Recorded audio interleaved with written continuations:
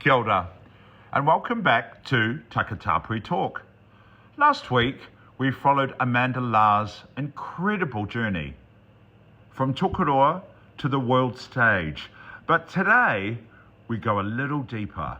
In part 2, we explore the people who shaped Amanda's life, the Takatāpui pioneers who walked before her, the importance of chosen whānau, and the legacy she still hopes to leave for those who follow. Also, the power of drag. There's a few tears from me. It's a conversation filled with laughter, love, reflection, gratitude. So please make yourself comfortable and let's continue the remarkable story of Amanda La. And she is. You know, I mean, when I first met you, I'd hired you for a show here in Rotorua, which was a huge success. And for me, it was about bringing drag to Rotorua, like proper drag, you know, not the rural drag.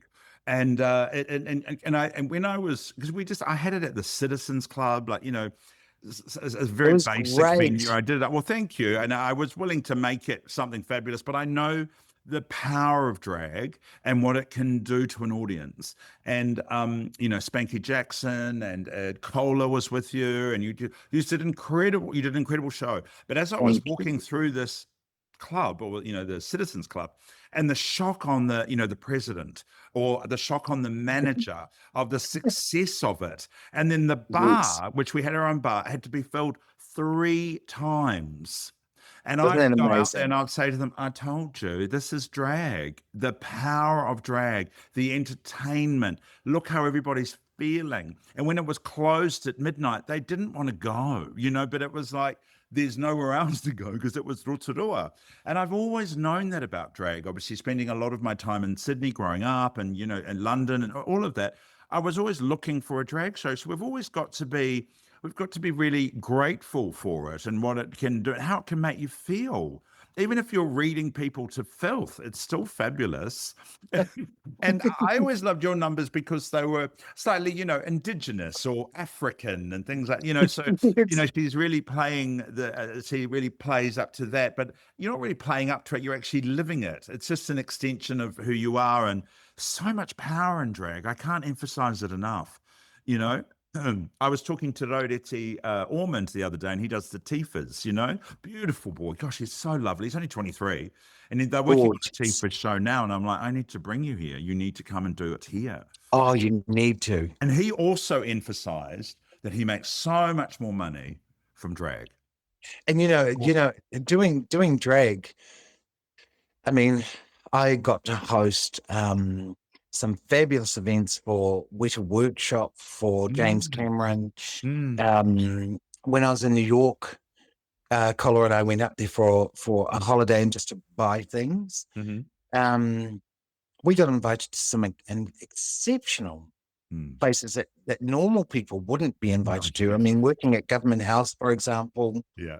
When they had the air show, Peter Jackson took that plane from King Kong.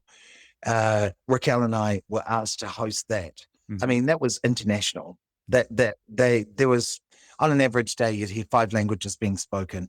So I was very fortunate because I speak French and German and Japanese and English. I was able to welcome people in their native tongue, which it sort of set this precedent where I think the average audience, especially for that event, thought that drag was like Priscilla Queen of the Desert, the big hair and the big makeup. Yeah. And then you see these girls coming out. One looks like Whitney Houston and the other one looks like Rihanna. Yeah. And then they open their mouths and they're speaking. They're real. They're speaking in French. They're speaking in German. So I think the coordinators were like, who are these people? Like, are they transgender? And, you know, they wanted to meet us as boys, but we were hired as drag queens. So when you asked before about Amanda and Adam being separate, I learned very quickly in my career, Amanda's completely separate than me. Yeah. And I did this experiment. I'd become quite well known in Wellington. And I could go up to any nightclub and just walk in and, hi, Mandy. And you go to the bar and get a drink. Hi, Mandy. So I thought, could I do that as a boy? So one Saturday night, I went down to a club that I always go to. And I was dressed nicely. I did the long line and I went to go in and Rick, the guy that I've known for years, and he goes, hoi, hoi, hoi, hoi, hoi, hoi. Who do you think you are? And I was like, Rick, it's me. It's the man to the whore. And he goes, nah, don't. Get to the back of the line, oi. And I was like, what? And he goes, get to the back of the line. Don't try and push in here. And I was like, well, it's me. And then I sort of went to the back of the line and I thought, is this what it feels like to stand in line? I hate it.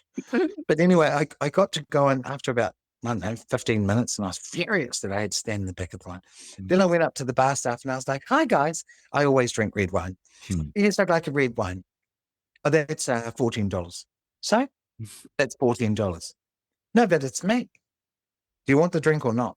I'm thinking, when you say the power of drag, to go out as a drag queen in Wellington City back then, and then to go out as a boy, can I just say that experiment was never duplicated? I never did that. We see, for someone like me being, being a male, I would go out with drag queens specifically for that reason, because I wouldn't have to line up. And they're always my friend. And I knew that, again, the power of drag. I was never in the line either. I would get a free drink, but I would have also done their wig or, done their makeup or stuff like that, which I totally adore as a hair and makeup artist. But I knew that. I knew it was really, really important. And there was always conversations with people that they just didn't know. And that's where I really learned that term, by Felicia. And I was like, why do you call it Felicia? You don't even know him. And it was like, well, that's what I mean. That's Felicia. Don't know him. Bye, Felicia. And all the terminology, and it's exciting, really. And as long as you give too, like I have to give too. I'm not just hanging on. I'm not an entourage person. I'm not really been like that. And I've had so many questions for you, Amanda, but you've answered them all anyway. Everything has segued into, into the whole thing. And, I'm always thinking it needs to be another part because, I wanted to start talking about television and things like that. Oh, yes. Yeah, because that's been another career for you too. And I was talking to Jade the other day, a whakawahine, and her life from where she began and, and where she ended up in the corporate world. Her career is another show. And that's what I so love about our people and about our experiences, because it's more of a trilogy than it is just one conversation, And I feel it's like, oh no, I don't want to cut anything off, but I'll go. We'll go into our grounding questions, because as you've worked so hard through your life, what does looking after yourself look like this day? What is your personal hauora? How do you take care of yourself? So I think for me, the most important thing, I have a thing. And at first my friends were like, why do you do this? But it does have a little bit of a kaupapa. Every morning for 11 years, well, actually, it's been 14 years now, our sister had cancer, Pauline. And she rang us and told us that she was sick, and we were devastated. So she said, I'm going to have a weekend. So we called it Sisters Weekend. And we went and got our nails done.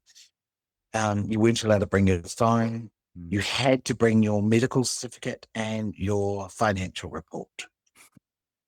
So I was the only boy that was invited. All there were this 1, 2, 3, 4, 5, 6 girls, 7 girls. And I was like, why are we doing this?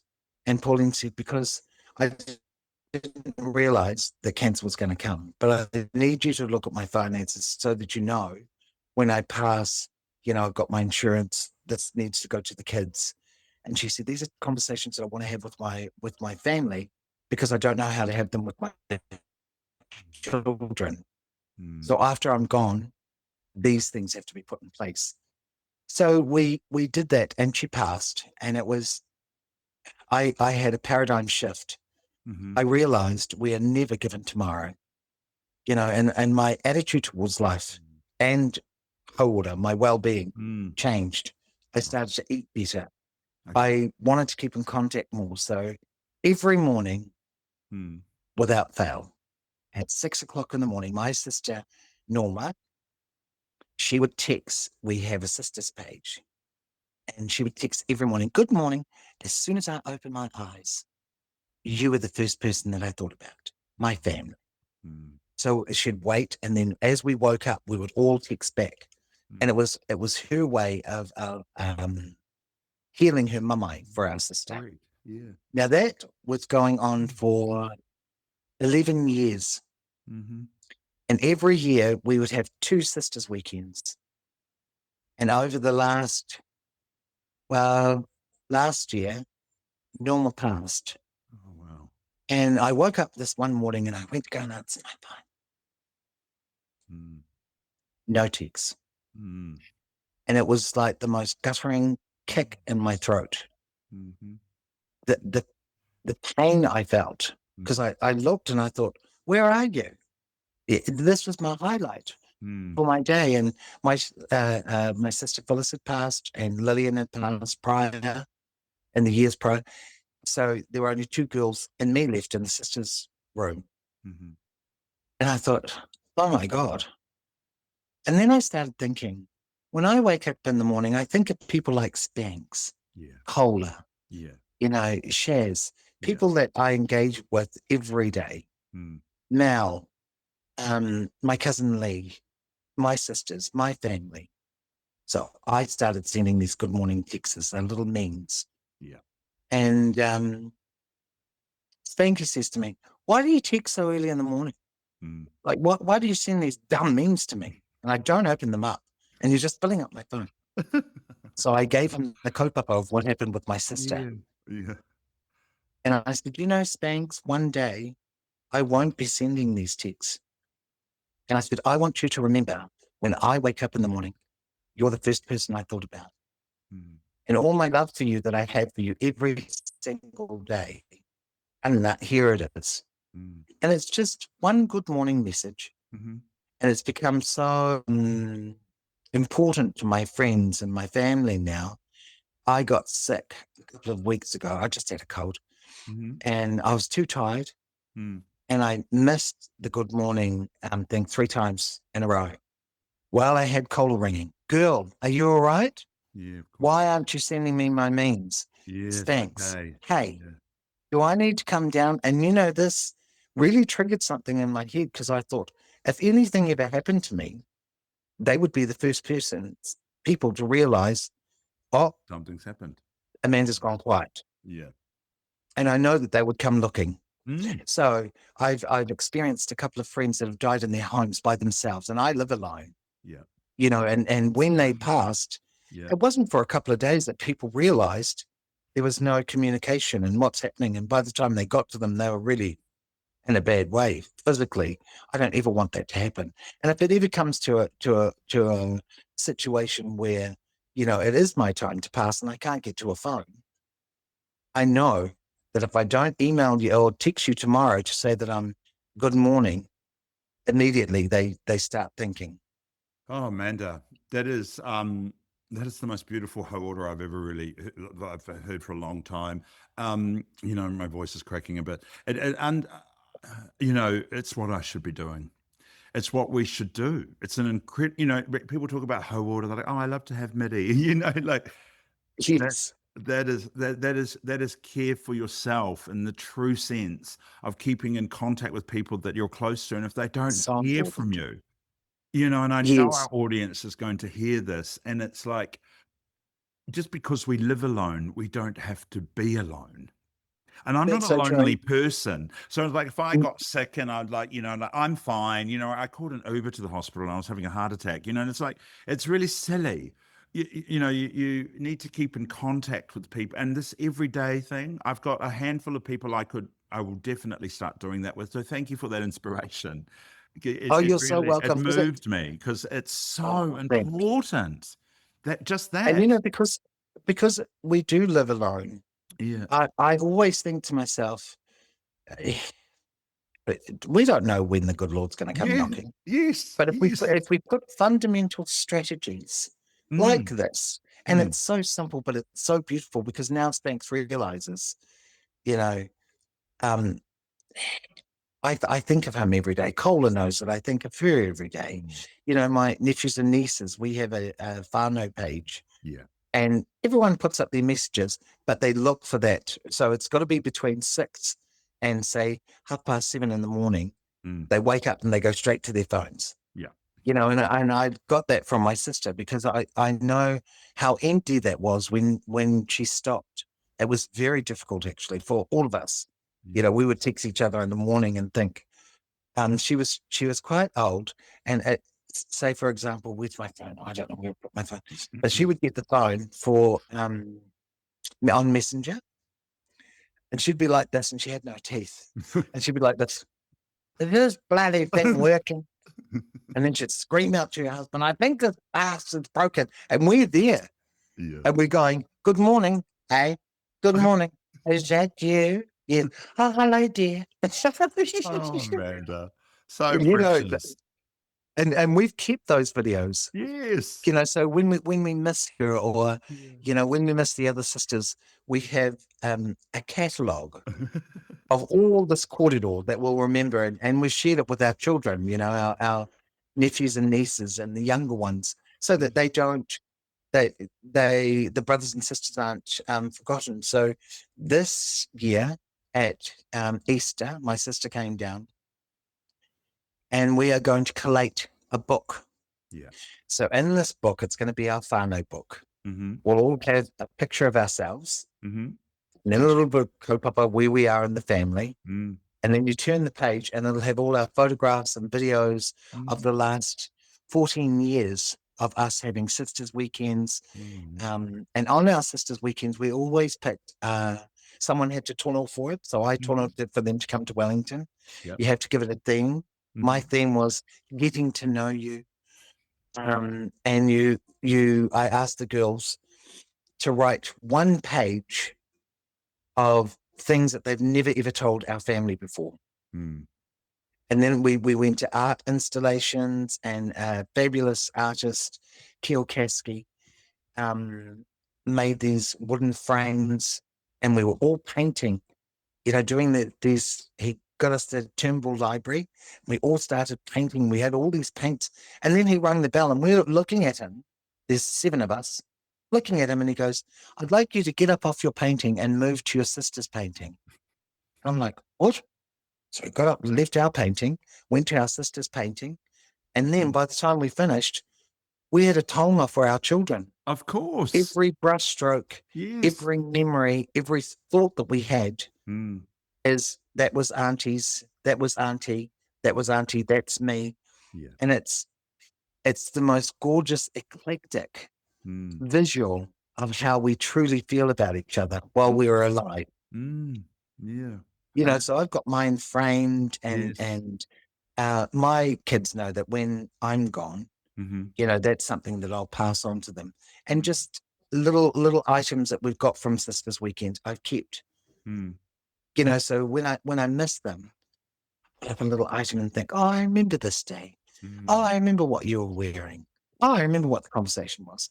So each sisters gathering, we talked about our parents and my mum, my dad, a sister that might have passed, or a brother that might have passed. There was always subject matter, so you had to write one page, and we'd get into our venue, our apartment, and on the Friday we would read our stories, and then on the Saturday we'd do an activity, and someone would take videos and photographs, and on the Sunday there was normally like a church something in the morning, because none of us are active now. So it was gorgeous. It was really, really gorgeous. But these things I think are so important to pass on. Yeah, they are. Now that the children understand. And the memories too, though. So whenever you want to remember, you can, you know, without emotion, because they're beautiful memories. And yes. And I mean, some of my friends have started Sisters Weekend where they get together with their sisters. And I know that my nieces have done 2 cousins weekends. Mm-hmm. So I hope that it filters down through the rest of the family. Well, I think it's filtered down with our audience because it's such a great way to remember people and also caring for yourself. I mean, it's moved me. Like I said, when people talk about their hauora, your hauora of keeping everyone together and keeping, and contacting everybody every day, because this is the difference between Spanky and Cola. And I shouldn't sound racist, but it's like Cola's being Maori herself. She's like, "Where have you gone, girl? What's wrong?" But then Spanky's like, "Why are you doing this?" Yeah. Yeah. It was very, I love it was very Spanky, and interesting. I adore Cola. That I adore those. I adore all 3 of you. I'm not trying to big note myself, but I loved it when you came through. I took you out for dinner. I got you a lovely hotel, and I said to you, this is the way that you deserve to be treated. You don't just come in here and have to do your makeup in the back of a toilet or the paraplegic toilet, that they normally. Oh, Donald, when we went into the hotel, I remember looking at Spanky thinking, we just got off the flight. Yeah. Can't remember who came to pick us up, but they were lovely.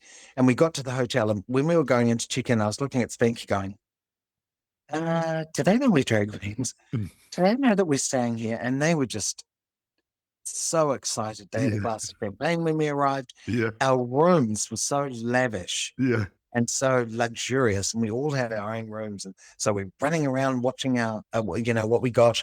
We had a great dinner with you that night, and the lady. Annie's. I'll never forget. I remember that restaurant, Annie's. So I got to speak to Larissa. I also interviewed her because she got terrible. She had cancer, and so she, had to close it, unfortunately. But Spanky remembers her from Melbourne. Yes. Way back in the beginning of her career, her drag career. She remembered her then. So that connection was really magical. And it was also really magical to be able to speak to her and her influences and food and her inspirations and her mother. And it's been really amazing. Loris Vincent. And do you also remember that night? She gifted us those beautiful tonga, those scarves, the Māori scarves. I still wear mine to this day. Well, Tonga Huia is the designer from Rotorua, and she is my first cousin's wife, Tonga Huia, and she still has her online business, and she will be really happy that you mentioned it, because, that was also really look. Because I was busy running around, these girls deserve this. They just, and she said, I've got some scarves for you that I've made. And I was like, okay, we'll give this to them, because I sort of wanted you to come back, really. And I knew that you were going to do an amazing show, and you did anyway. So, we could talk about these sort of things for hours, really, couldn't we? Oh, look, and another thing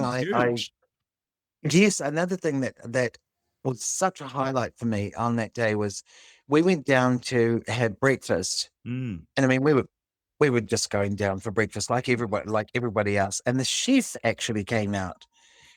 He was coming to the show that night, and he said, look, if you want eggs, if you wanted omelets with tomatoes and ham and cheese. And I'm looking at the buffet because it's a beautiful spread. And he goes, oh, not that. If you want me to go away and cook something, fresh, I can do that. Oh, and I tell you what, I felt bougie. I'm going to be quite frank here. I think Spanks had breakfast and then went back to his room to relax. Paula and I sat for a little while, then she went back to her room.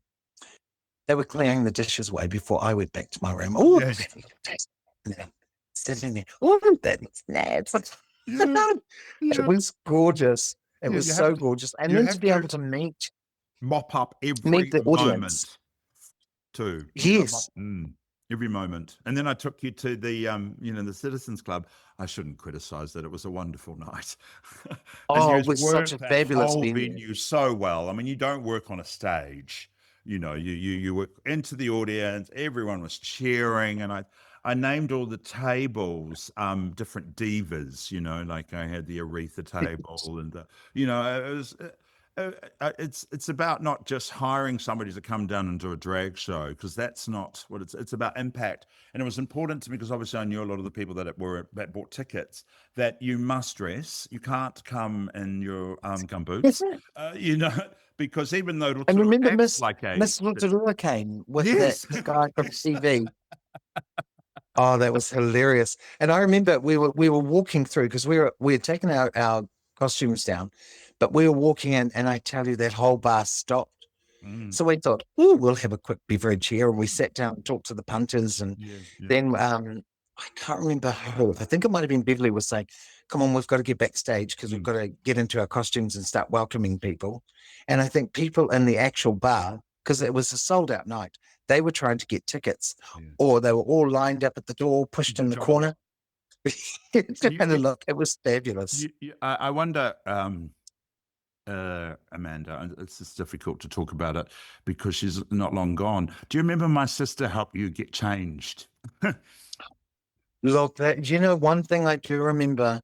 Remember, she came backstage, and she just knew exactly what to do, and she would help you with your gowns. And sorry, I'm being emotional because I still really miss her. Oh yes, you know, and you will. One thing that I remember was a highlight. We had these dresses that had just arrived, and so our bodies had molded into the dresses. And I remember your poor sister behind me first, and she's like this, and I'm like, no, it'll go up, and it was sweat, and she's pulling the dress up, and then it went up, and as soon as I finished, thank you so much, and then Cola stood in front of her, and she was like this. And her poor little fingers trying to pull the dress up. She was 5'8", you know, and you and, girls are 6'4". And then getting down on her hands and knees because we couldn't clasp them. Because we had corsets on, we couldn't put the clasps on our heels. No sweat to her. And then she came back. Not. What are you drinking? Yeah. And I was looking at, because Cola doesn't like us drinking. Oh, she doesn't mind. She's never said no. Yeah. But you can see that raised eyebrow look. I'm watching you, girl. And your sister went away and she brought back these drinks. And I said to the girls, hey, we have to pay for these. You can't just get them. And she says, oh no, my brother's got this all sorted. And I was thinking, oh my God. Yeah. Okay. And it was magnificent. And the audience, sometimes when they stood up and they cheered so loud, it was that thunderous. I was thinking that roof's going to break. Yeah, exactly. Yeah. And then she came out with us, and we were sitting outside after the show. Yeah. And your sister was just so open. And we talked about your mum. Yeah. About your career. Oh, and I do remember coming into your saloon because I think you had 3 clients. Yes. And if I remember correctly, Kate, Priscilla, she used to come to you. Yes, she did. Yeah. Katie. Yes, exactly. Yeah. Oh, yeah, that's right. Yeah. Great memories. Because they're all here, really. I mean, I still look after Auntie Annette Sykes. You know, she's still here, and she came the other day, and they're incredibly loyal to me. And I'm working from home now in my studio here. Yes, but you're incredibly talented. That's what it is. Yeah. And I remember you just cut your sister's hair that night or the day before. Yeah. I think you'd styled it, if I remember correctly. Because when your sister came, we were thinking, gosh, she's a bit of a posh mold, isn't she? Yeah, she was. She was. How are you looking after yourself after this? Well, I've had to definitely look after myself, you know, and I've done a lot. I've certainly made a lot of changes. Given up sugar. I did that about 2 months ago. So refined sugar is a poison. And so I was in hospital when I gave up the sugar, which is good. So I was able to sort of, you know, cope with the withdrawal, because you literally do go through a withdrawal and you're so sick. And I was eating really healthy, but it wasn't enough weight. It wasn't enough for weight loss. And I keep calling him the gynecologist, but the cardiologist said, you know, he was trying to find a polite way to say, you know, that you should lose weight. And I thought, because I said to him, what should I do? The medication is working. I feel really, really well. He said, well, that's good, but I would like you to, there's an operation that you're going to have to normalize your heartbeat, which is an electric shock. And I was like, I'm just too young for these types of things.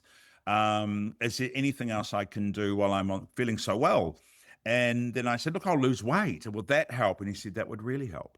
So I'm a kaupapa of intermittent fasting, which has always worked for me quite well.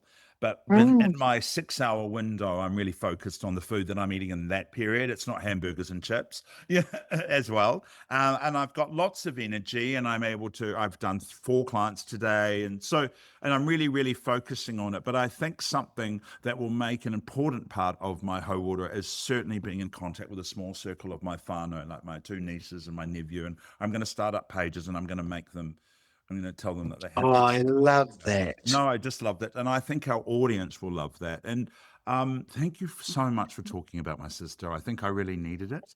I needed somebody that was, I mean, I know you, we've worked together, but that's how you saw her. And she was very precious. And I loved how she I didn't ask her to do anything. I said, just go and help the girls. That's what I said. And she was amazing. Yeah, it's what she knew to do. But she always came back at halftime, or when we left stage, because getting into the dress is unique in itself. Yeah. Getting out of them is equally as unique. So she was always, she was very mindful as we were each leaving the stage. Yeah. She'd come running back, ready to zip our son down and get us into our next costumes, because our changes were quite quick and the costumes are quite elaborate. Oh, yes. Oh, you pulled them all out. You bought all the costumes. It was incredible. It was the color that the town needed. Really, it did. Yeah, it was. We need to do this again. Honestly, we need to organize something like this. Yeah, we will. We will have to do it again. Spanky's not so busy, so bringing back you 3 girls would be amazing. Oh, look, and we would love that. We love the opportunity. So we've called ourselves. What's the name that we've What was it before? Out? It was very funny before that trio. What did you call it before? Leading Ladies. Leading Ladies. That's right. Yes. And people would ask us, why did we call ourselves Leading Ladies? And it's because in our own right, we can lead. So say I would do the welcoming in our first segment. I'd welcome the audience. And then in our second segment, Cole might do a game. And in our third segment, Spanky would do the bye-bye. So we all led each section. Yeah. And we all get on so well together. Like we truly are a little family. It's gorgeous. It's wonderful to be part of. And, when you hire you as a group, as a producer, and, I was hosting because I was doing fundraising for Waiariki Women's Refuge. I don't know if you remember. You don't have to host anything like that. You don't even have to introduce your girls, because everything's ready.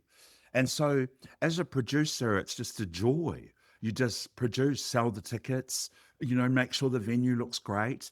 And then you come. And the venue did look great. Yeah, well, for the venue that it was, I was really quite proud of what we all pulled together. I got somebody to put up lots of rainbow all our colors and everything that represented us. I think I had a client that made a backdrop, rainbow, our colors. So it was really perfect. It so was.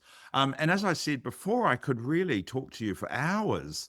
But thank you so much again for recognizing my sister. But I do this with everybody. I take them to these fast 5 questions that I hope you don't think too much about. You would just go straight in and sort of say a reply.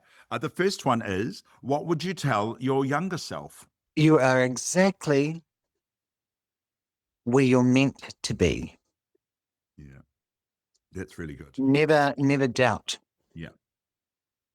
Yes. Yes. What brings you most joy right now?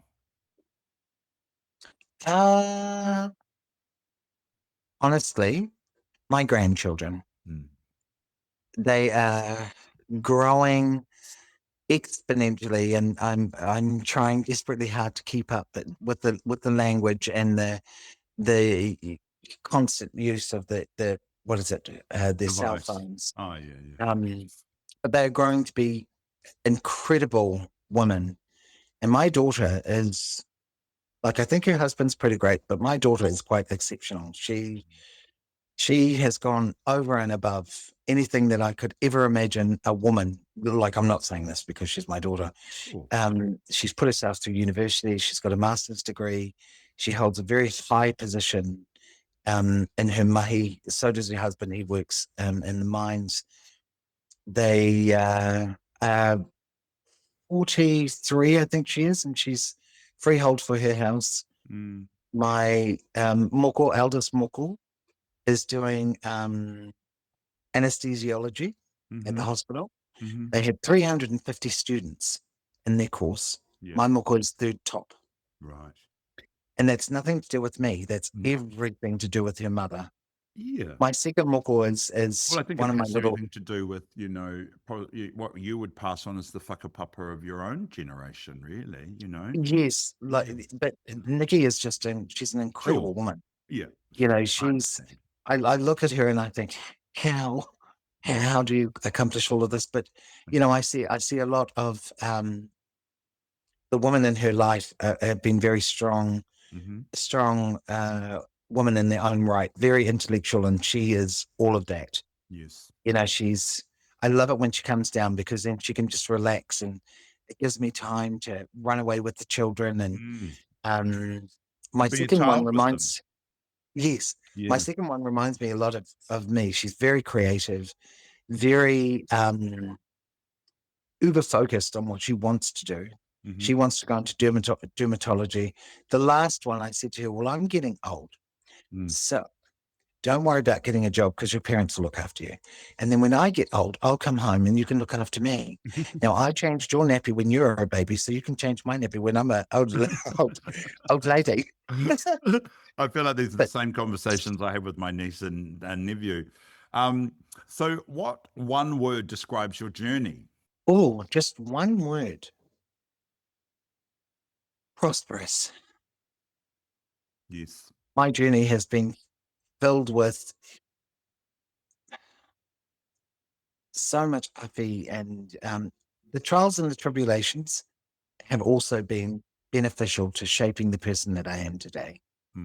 Beautiful. So prosperous. What are you calling in for your future? What are you calling your future? For the foreseeable future, I would like to see my family succeed, to tautoko our community as much as I can, to promise my friends that they will survive. You know, that life is never as desperate as you may think. You know, my friends are just another extension of my family. So I dedicate and devote a lot of time to their well-being. Yeah. And because I'm looking after them, I look after me. Yeah, of course. That makes sense. Part of it, yeah. And that's what's magical about being Takatāpui, really, isn't it? So what does Takatāpuitanga mean to you today? Is our final question. Majesty. It is... I feel majestic to be part of a community that is steeped in tikanga, that has a sense of true essence, that is not fabricated. No. You know, with our people, when we love with our whole heart, mind, body, and soul. And we are part of that kōrero. You know, and you look at people like Georgina Baia and Carmen Rupier, Dana de Milo, Jenny Edwards, and so many other of our Takatāpui whānau that have passed. They set precedent. Yeah. And when I say majesty, I feel majestic because I still walk in their shoes. I hold their mana and their integrity and their purpose here. Yeah. So I'm very blessed. We know I'm a little. I've got a little Carmen story since you brought her up. When I was in Sydney in Surrey Hills, I had a salon in Crown Street, and it was called Hollingsworth, my last name. And she would walk past because she lived on Riley Street, and she had a house in Court Place. And she would walk by, and then she'd look at me, and then the third time, after 3 days, she looked and she just walked in. She went, "Oh, kia ora," you know, and she said, "Where are you from?" Like straight away, we always know, you know, we just had that connection straight away. Obviously, I have brown skin, but she was like, "Kia ora," she knew. And then she said, I'm going to have to start coming to you and you've got to do my hair. So she'd come every week to have it put up and washed and put up. And I'd always put it up in that little knot that she had. Oh, and the conversations we had, especially, you know, the Lebanese boys that she looked after that had mummy issues, you know, and she said, girl, you can come over any time, but if the bird cage isn't on up the front, you can't come in. So I think that represented the bird cage meant you could come in if the bird was out. Otherwise, it would be inside.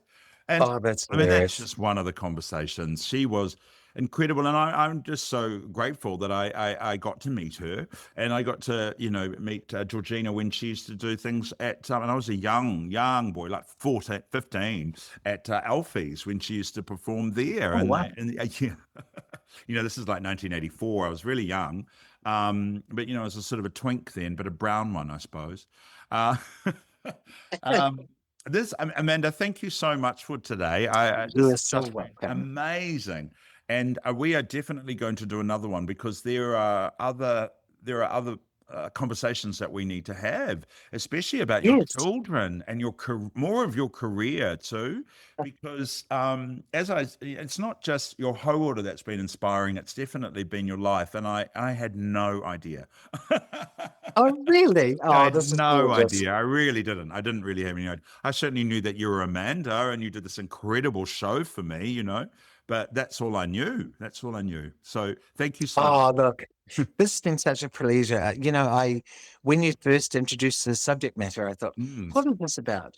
And now knowing that there is a plethora of people that come from unique backgrounds with unique kōrero that all tie together in this tapestry of Takatāpui-ship. I was just so honored, and so thank you. Thank you for choosing me to be part of this audience. I really appreciate this. Ka kite anō.